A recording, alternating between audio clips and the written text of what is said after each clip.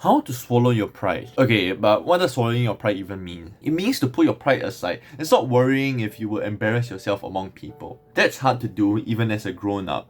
I have friends in their 20s who struggle the most with the sin of pride, so I can imagine how much harder it is as a youth. Bullying happens the most when one is a teenager compared to any other stage in life, and teenagers are still struggling with the idea of understanding who they are. Unfortunately, going online might make things worse. You got YouTubers and celebrities that are so egoistic, yet teenagers look up to them. You also have social media platforms where anyone can publicly flex about their latest vacation trip, or their friends, or even their looks. So I thought it would be good to touch on this topic. I will first discuss the attitude change we need to make, and then talk about how swallowing your pride looks practically. I think that pride stems from the idea that you strive to be better than others, and then you want others to know about that. That's why we boast about having a higher score than our friends, though no one asked us. Or that when we do good, we need to let everyone know about how much of a good person we are. But once you remember the simple fact that we are all sinful, there's nothing much we can boast about. For all have sinned and fall short of the glory of God. So I'm not worried about trying to be superior compared to others.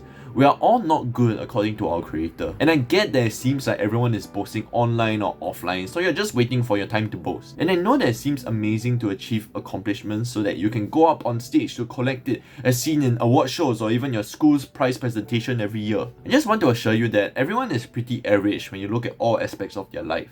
It's like an RPG where everyone might have the same XP, but each person allocates the XP differently. An Olympic swimmer might dedicate most of it to swimming instead of spending time with family and friends. A father might dedicate most of it to improving his relationship with his children instead of grinding at his job to earn more money. A YouTuber might dedicate most of the XP to making videos instead of studying for his upcoming exams.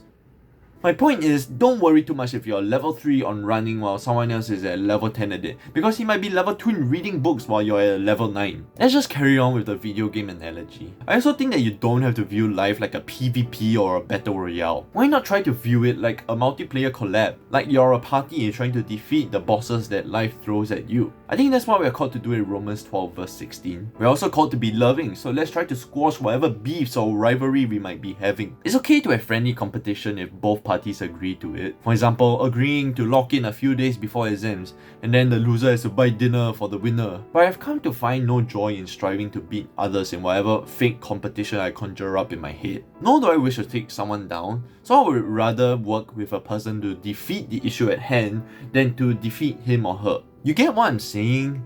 Instead of finding joy in competing with others, perhaps try to find joy in being able to collaborate with virtually anyone to combat whatever problem you're facing. That is arguably the more impressive thing to do. So let's talk about how it's like to swallow your pride practically. I'm going to share what I observed from my youth, because some of them love telling me about something great they did without anyone prompting them. Oh, you're sharing about how during the week you got a 12 out of 20 for a test? Well, I got 20 for that test. Hey John, I ran faster than this other guy. I come to church and dinner more than the others. But then, when I asked them what's the point of bringing it up, they reply with, I don't know.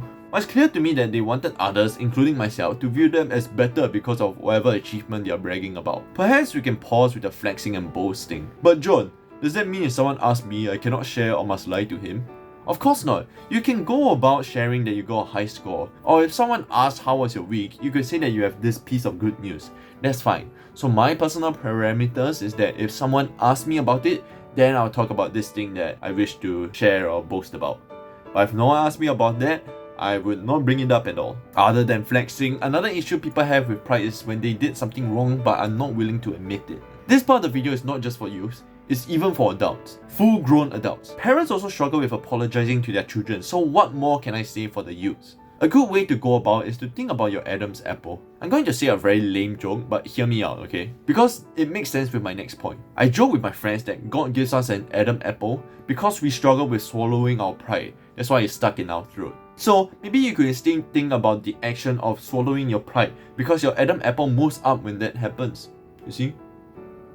When you're about to give excuses instead of apologizing, swallow your pride and say, I was wrong, sorry. If you're about to say something hurtful that doesn't help the situation, but bring a person down, swallow your pride, and in those milliseconds, you will realize that it's good that you held yourself back. If you're going to make fun of someone just to earn some approval from your friends, but know that it's toxic to do so, swallow your pride, and realize that you shouldn't add fuel to the fire. Thanks for watching this video. I hope it helps those who struggle with their pride. To my youths who watch this, I hope you don't take this video as a diss. I'm simply bringing out examples such that people could learn how to act more lovingly. But genuinely though, I hope that people, even my age or older, can learn about how to swallow their pride. So let's work on that while we are on the go for Jesus.